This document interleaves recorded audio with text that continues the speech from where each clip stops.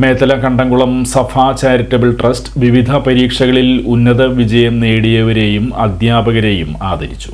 കണ്ടംകുളം സഫ charitable ട്രസ്റ്റിന്റെ ആഭിമുഖ്യത്തിൽ SSLC മുതൽ പ്രൊഫഷണൽ കോഴ്സുകൾ വരെയുള്ള പരീക്ഷകളിൽ ഉന്നത വിജയം നേടിയവരെയും 70 വയസ്സ് പിന്നിട്ട പ്രദേശത്തെ 15ഓളം അധ്യാപകരെയും ആദരിച്ചു. Safa charitable trust chairman TA Abdul Khader അധ്യക്ഷത വഹിച്ചു. NM ഹുസൈൻ വിദ്യാഭ്യാസവും ഭാവിയും എന്ന വിഷയത്തിൽ ക്ലാസ് എടുത്തു. ഈ പറഞ്ഞ ഏത് മേഖലയിലും വരെയും എത്താം.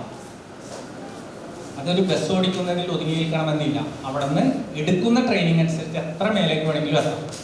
ഇതേപോലെ തന്നെയാണ് നമ്മളിപ്പോൾ ടെക്നിക്കൽ ആള് ഭയങ്കര മെക്കാനിക്കാണ് കേട്ടോ എന്ന് ചിലപ്പോൾ പറയും. നമ്മൾ ഈ മെക്കാനിക് എന്ന് പറഞ്ഞു കഴിഞ്ഞാലും ഉണ്ടാകേണ്ട ബേസിക്കായ കുറച്ച് കഴിവുകളുണ്ട്.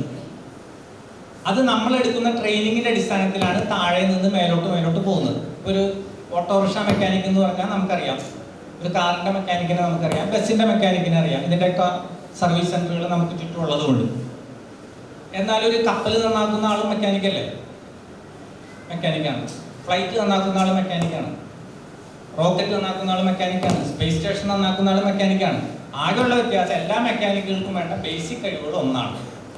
അവരെടുക്കുന്ന ട്രെയിനിങ് അനുസരിച്ചാണ് അവർ മേലോട്ട് പോകുന്നത്.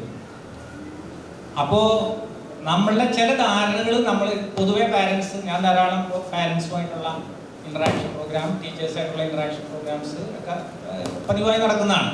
അപ്പോൾ പൊതുവെ നമ്മൾ ഒരു കുട്ടിയെ ഡ്രൈവർ ആക്കണമെന്ന് പറഞ്ഞു കഴിഞ്ഞാൽ നമുക്ക് ഉൾക്കൊള്ളാൻ പറ്റില്ല. ഡ്രൈവർ പക്ഷേ പൈലറ്റ് ആക്കണമെന്ന് പറഞ്ഞാൽ നമുക്ക് ഉൾക്കൊള്ളാൻ പറ്റും.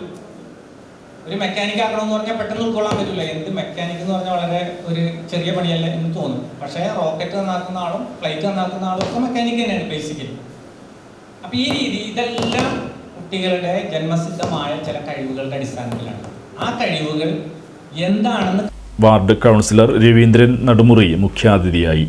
ട്രസ്റ്റ് നൽകുന്ന മാനവസേവാ ജീവകാരുണ്യ പ്രത്യേക പുരസ്കാരം എഞ്ചിനീയർ അബ്ദുള്ള എറമംഗലത്ത് TA അബ്ദുൽ ഖാദറിന് നൽകി ആദരിച്ചു. അവാർഡ് ജേതാക്കൾ മറുപടി പ്രസംഗം നടത്തി. Trust general secretary Sayyid Eramangalath സ്വാഗതവും കമ്മിറ്റി അംഗം PK മുഹമ്മദ് റഷീദ് നന്ദിയും പറഞ്ഞു. AA ഷംസു അവാർഡ് ജേതാക്കളെ പരിചയപ്പെടുത്തി.